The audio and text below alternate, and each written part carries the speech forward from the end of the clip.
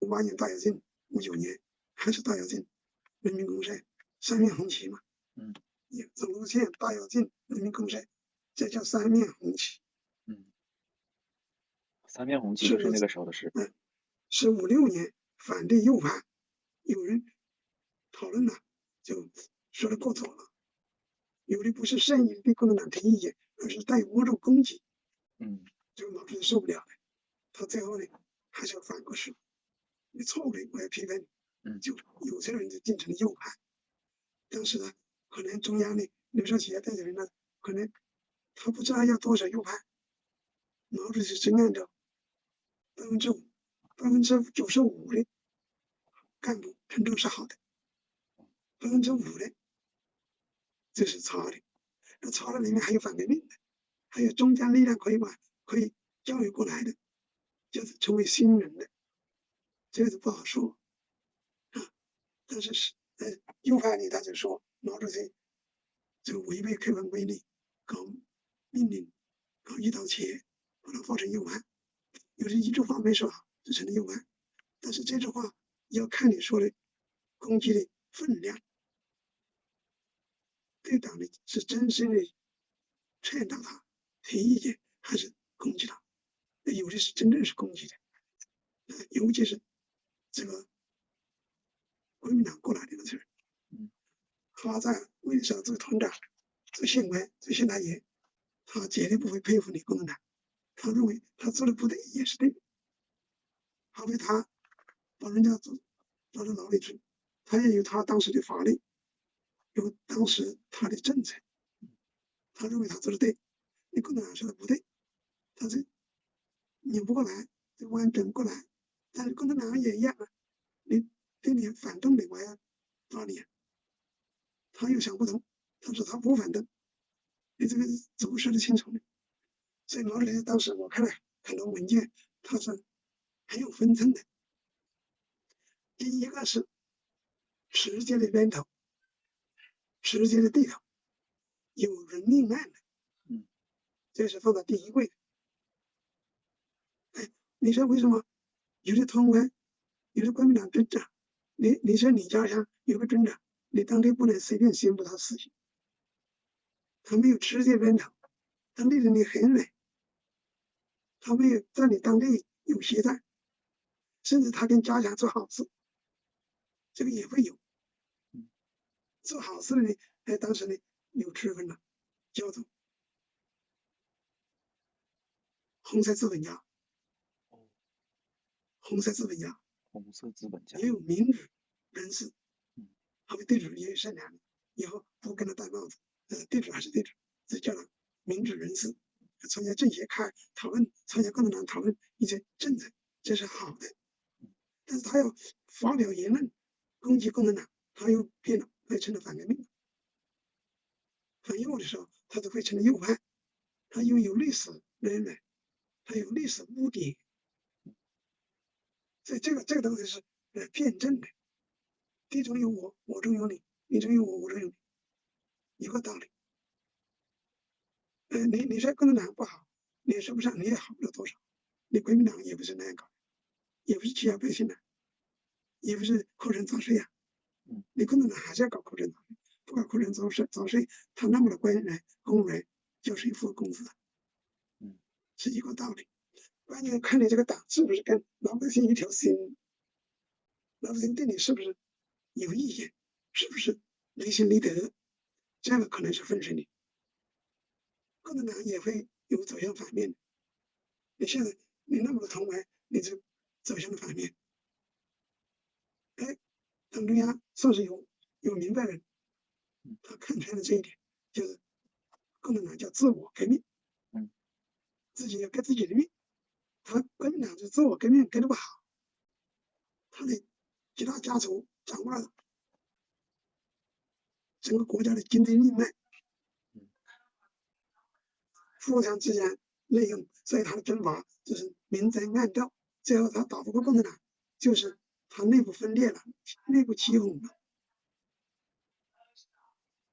因为我们国家的毛泽东胜利了，他就是他28年的战斗，28年的建设，他是一心一意为百姓的，你找到缺点，找不到好多缺点。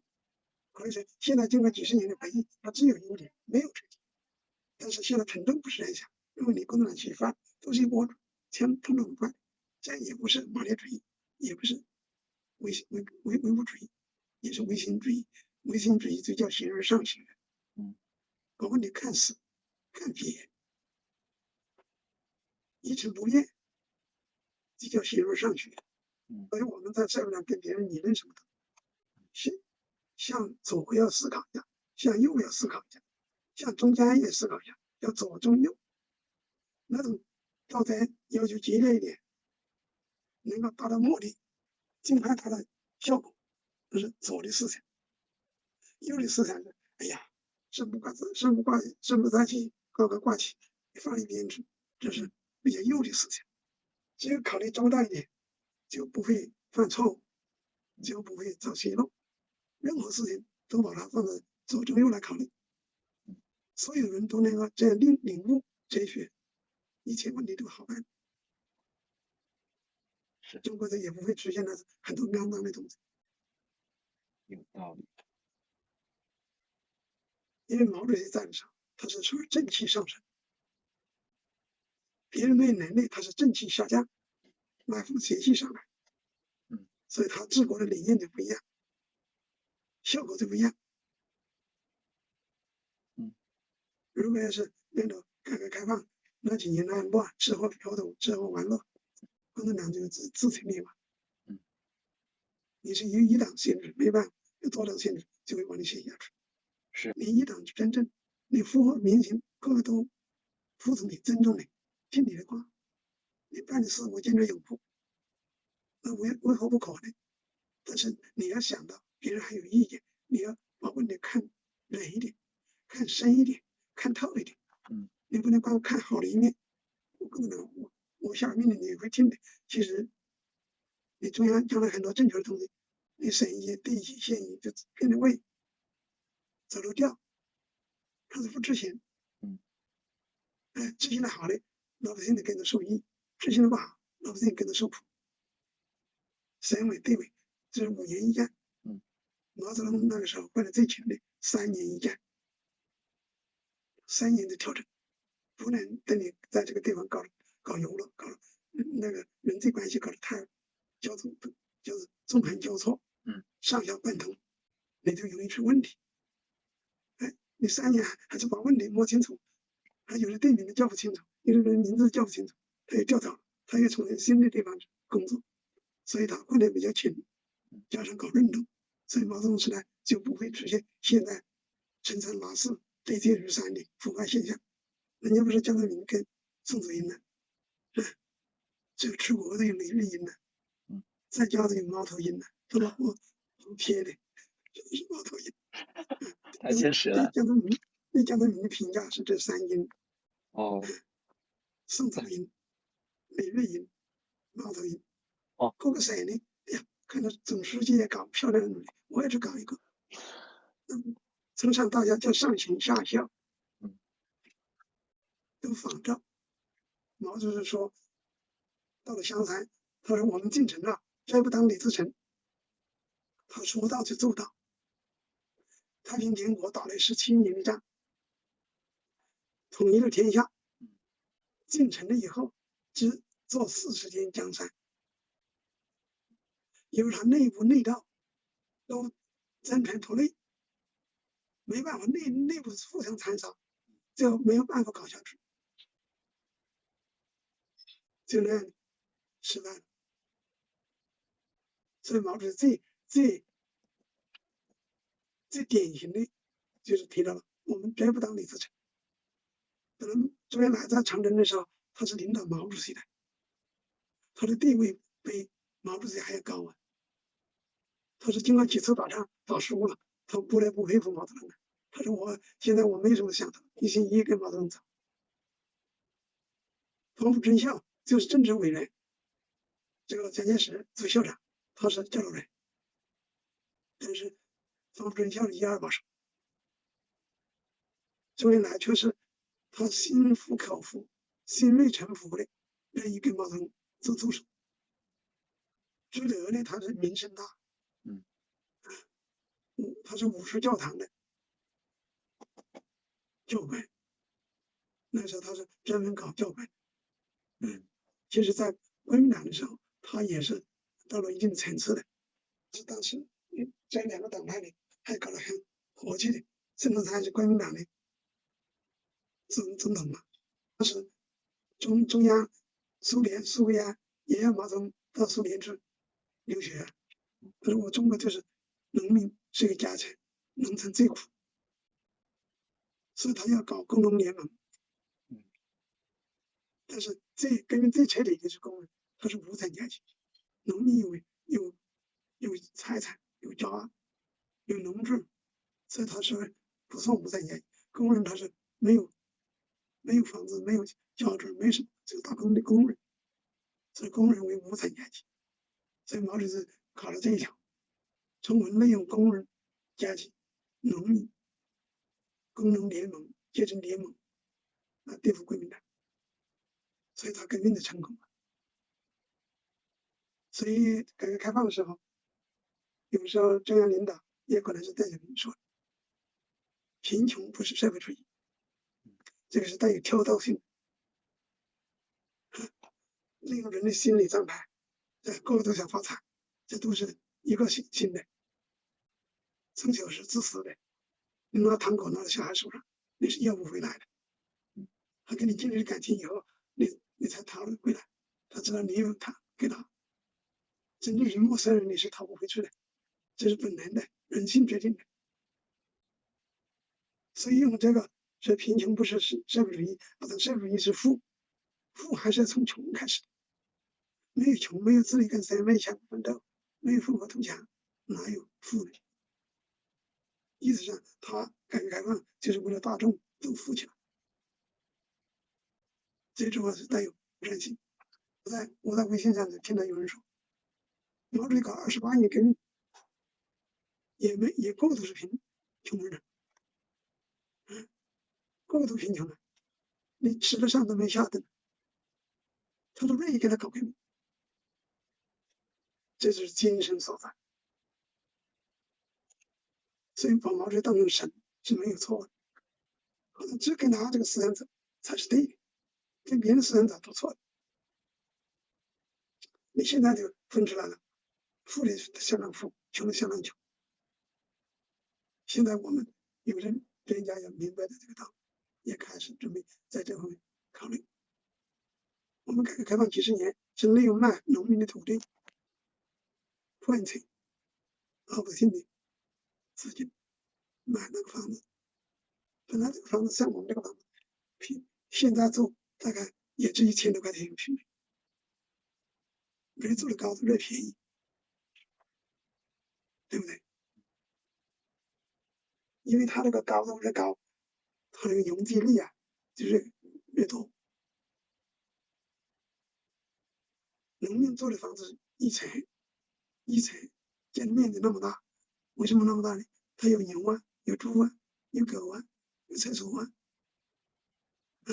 还有农具那个枪塞枪煤抓水草风车这都是要放这一方的。所以农民他就土改的时候呢，在考虑这个东西，所以他就做房子，有钱你就做大一点，那是可以的。你到城市来，这一栋楼就相当于一个生产队这是资本。所以我说那个意思就是说，我们改革想了一头去了，没想两头，没考虑人的感受。为什么过去人那么细心呢？我这个生产队100人，或者是100人，40户，40户就有100人了，40、160，一下4个40、160，是吧？这200人了。那经常开会，经常要记工分的。我今天劳动我10份工，3个记错了，我看了笔记，然后我就知道有10份工记了，就等于年终分配的时候有钱就是钱。所以边开会边讨论上面什么精神，说一下我们生产队有什么问题，又说一下有哪些好的不错，某某人表现不错，能吃苦，这个精神好，能帮人无私奉献，这个可以看得出来。一天到晚都在一起劳动，怎么看不出来？有的人文成的好，有人文成的不好，因为这个几千年没有哪个皇帝，或者5000多年来，没有哪个皇帝在冒出这个漏，这个气体的漏，把人全部合并在一起，在一起劳动，在一起生活，在一起活动。你说有什么事？为什么各处人知道国家新闻多？开会要说呀，要听广播呀，开会要讲给大家听呢。所以一个是能力人心齐，他想把这个自己本地也搞好，都有一个以地为家这个思想，工厂以工为一厂为家。那个时候都手不着急，小学1、2、3年级都在校地、智能地上，智能地上的6岁以下的，叫老太婆在家里不能劳动的带小孩，房子大的，这个门边上搞板的男的跑不出去就可以，就在里面带小孩，慢慢的发展到受教育，叫简单的数字1、2、3呐，或者是家乡话呀，怎么对父母怎么那个潜移默化，这个有集体精神。现在散了，现在人心都散掉了，团大求养，你只要有钱，我想受很好的教育，不然跟你那个没有钱人一起，这个就对可怜人的收牌子。现在为什么很多有钱人送了国外去？送国外去，他教育跟我们国内教育又不一样，加上我们国家的有一点崇洋媚外，格外喜欢把他送过去。过去叫求学，现在还是叫求学。如果是国家解决这个问题，从小小孩有人带，托儿所这儿现在涨到1年1、2万，这个1、2万要是值钱的，你打工打了多少钱？家里拿钱哪里拿钱？就没有多少钱，所以穷人还是多，富人还是少。但是富人呢占了穷人的资源，教学也好，医疗也好，有好多东西都占了医疗资源。你看，有的小孩3天我都不到非洲看，不到广州看，只能我到北京看，到上海看，那有钱的，没钱我问你在门口看，门口也看，是这个道理。所以现在人性反善有很多因素，很多因素，这不找气体，人性是接力散的，资本主义是绝对是散的，他是搞个人的，不搞个人，有本事个人搞。你像特朗普，他搞一辈子，他这个孙子也够用了，他有的是钱，是一个道理。可以。这个一个是要学习，二个要分析，不能一边倒。上面有政策是对的，有的是不见得对的，有的现在对，以后又不对的，有的开始对，现在又不对的。这个要辩证的去分析看问题，才能够明白。对，还是你这个哲学思想好，辩证，左看右看，中间想一下哈。我所以说，毛泽东最成功的就是辩证法，他辩证法相当成功。再一个，没有哪个中国人赶上他的辩证思想。一个人呢，在社会上能不能生存下去，搞得好与坏，与这个辩证关系有很大的作用，很大的作用。你做人做事，不管干什么，你说你非洲的社会事情，也要懂得辩证法。只要懂得辩证法，他制定的政策才符合客观实在，才符合老百姓。你只跟当官的考虑啊，那就没有用；你只会跟资本家考虑也没有用。你是不离头，不死实为。你只考虑资本家，你现在我发现有很多东西只顾资本家了，资本家一叫穷，国家就军方了，我给你打款，免税，这个东西是没有调查才没有发现出，他有的是真正的是有红利，他不告诉你国家，搞得你从中受牵连。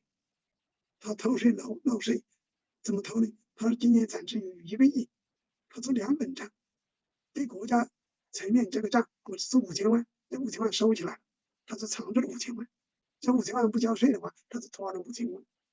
所以对那个资本家管理啊，不能那样轻而易举的，他一叫苦你就支持他，放贷呀，或者跟他多少分配啊，减轻你的税收啊，不能千篇一律的。真正的是亏本，你要跟他讲，有的不亏本，你账都没算清楚，你也不知道他多少。这国家这个问题很严重，这个不是我说的，这个我认为这个事情已经相当一部分问题了。现在有的是这样的，一个县的企业，有的银行呢总资产还没有私人企业钱多，他有时候钱不够用，还到他那去借，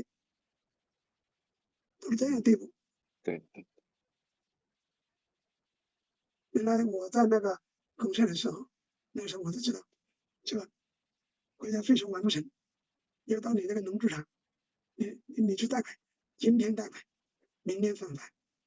你今天贷1万给我，我把这个上面差事交掉，我的税收完不成，他借给我1万，明天我会跟信用社里说贷1万，用我这个账抽掉，等于你这个公社里这个任务完成了，实际上他就亏空了1万。走了个流程就过了哈。这是过流程，这样的情况是多的。到了县一，他那个税收完不成，到他大厂了去借钱，借2年的利润都借过来，你借过来你自己还是没有钱，所以说很多事都不好过，就这个道理。挺好，早点睡。